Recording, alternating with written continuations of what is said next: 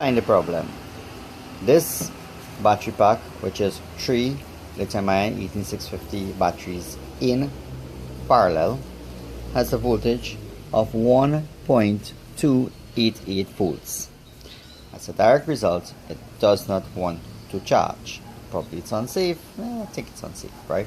So let me put it in the charger and show that the charger is showing it's completely charged, and then we'll move on to the proposed plan. Batteries stuck into the LCHIPO charger, and as you can see, light is green.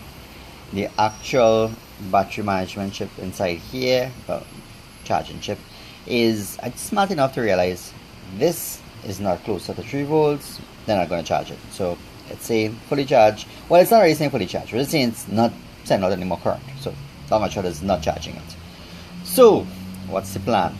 Well, I have one of these cheap Samsung chargers. Let me see if I get the specs on it.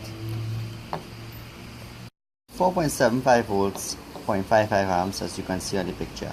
What I'm going to try to do is I've spliced the ends of it. I am going to take this, plug it in, connect it up to that battery, and see if I can bring it up to 3 volts, then stick it back in there and see if it works. May not be the safest thing. 4.75 volts is above the 4.2 that you're catering for from a lithium ion, but it wouldn't be that. It will cap down. Even if it's 4.75 volts on it, this battery will not reach up to that anytime soon. At least that's the theory. So let me try it. Let me see if I can get this come up, and then hopefully it starts to charge. Open circuit voltage from that charger is around 5 volts. I'll bring in an X meter. What I'm going to do is connect it up, see what voltage we're getting. It's fluctuating a bit though. Don't know why. Rather radical at times. Anyway, so I can tell what the voltage would be and what the amperage going into this cells are. The setup all in, it's clamping down at 2.96 volts, and I'm getting 0.752 amps. So it's more than the 0.55 amps that they claim. It's higher than the 0.475 volts that they claim, but now it's clamping down. This thing is reaching very close to 3 already. I don't know. Let me let it ramp up to about probably 3.5, 3.6. I'll measure the time.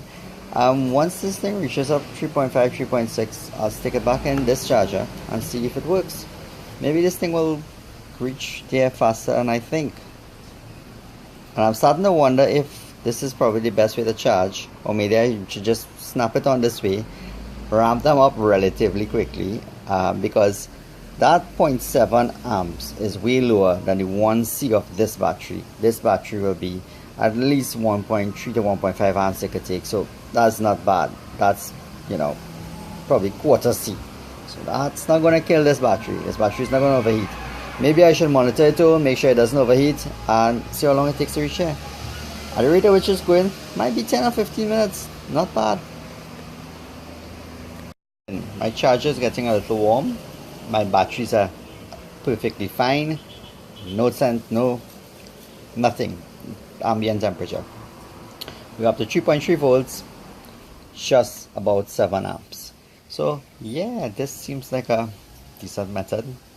I mean, I don't know how long that little charger could handle pushing out 0.7 amps before he dies. But fact of the matter is, this thing is rising a lot faster than I thought, and it's working. If he dies, that doesn't matter. What I do is I regulated 4 volt source, current limited. That's the plan. 10 or 12 minutes in, not quite 15, we are at 6.6 amps and 3.52 volts, and I said 3.5 as well, probably cut off. So let me try cutting that off. So the first things, if we switch this off and we take off the power source, let's see what the voltage on the battery itself is. That's dropping, but it's still at 3.48, so that's the battery voltage, not the source. While the battery was limiting the voltage, right? That's the source voltage. So I think that will work now. Let's plug it into our LCHIPO charger and see what happens. LCHIPO charger is showing red. It's pulling power. It's happy to charge this battery pack again. That's a success. That works. I guess the most important thing from this is use a current limited source, and that was 0.7 amps maximum that could have pulled. Because it's a switch mode power supply, it's limited at the input transformer. As a direct result, I could not have overcharged this as per manufacturer spec of 1.5 at least, I think. 1.3, 1.5, somewhere thereabouts, but it's well over an amp. I could not have done that, so I could not have caused an explosion. That was the theory.